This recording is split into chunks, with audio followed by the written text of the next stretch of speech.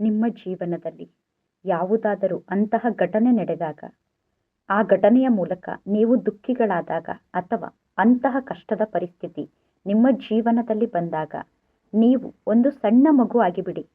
ಹೇಗೆ ಒಂದು ಸಣ್ಣ ಮಗು ಹೊರಗಡೆ ಹೋದಾಗ, ಹೊರಗಡೆ ಏನೇ ಆದರೂ ಕೂಡ ತಕ್ಷಣ ಮನೆಗೆ ಬಂದು ತನ್ನ ತಂದೆ ತಾಯಿಗೆ ಹೇಳುತ್ತದೆ, ಇವರು ನನಗೆ ಈ ರೀತಿ ಹೇಳಿದರು, ಇವರು ನನಗೆ ಈ ರೀತಿ ಹೇಳಿದರು, ಹೊರಗಡೆ ಈ ರೀತಿ ಆಯಿತು, ಇವರು ನನಗೆ ಈ ರೀತಿ ಬೈದರು, ಈ ರೀತಿ ಆಯಿತು ಎಂದು ಎಲ್ಲ ಮಾತನ್ನು ತಂದೆ ತಾಯಿಗೆ ಒಪ್ಪಿಸಿ ಪುನಃ ಮಗು ಹಗುರ ಆಗಿ ಬಿಡುತ್ತದೆ. ಮಗು ಪುನಃ ಆ ಎಲ್ಲ ಮಾತನ್ನು ಮರೆತು ಸರ್ವ ಚಿಂತೆಯಿಂದ ಮುಕ್ತಾಗಿ ಆಟವನ್ನು ಆಡುವುದಕ್ಕೋಸ್ಕರ ಹೊರಗಡೆ ಹೋಗಿಬಿಡುತ್ತದೆ.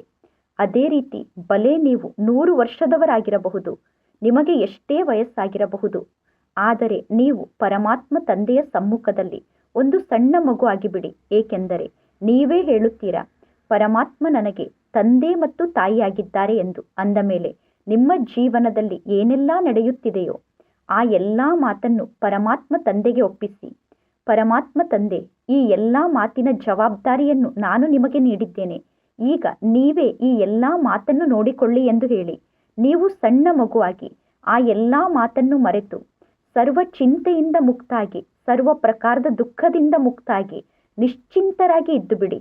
ಸಣ್ಣ ಮಗುವಿನಂತೆ ನಿಶ್ಚಿಂತರಾಗಿ ಇರಿ.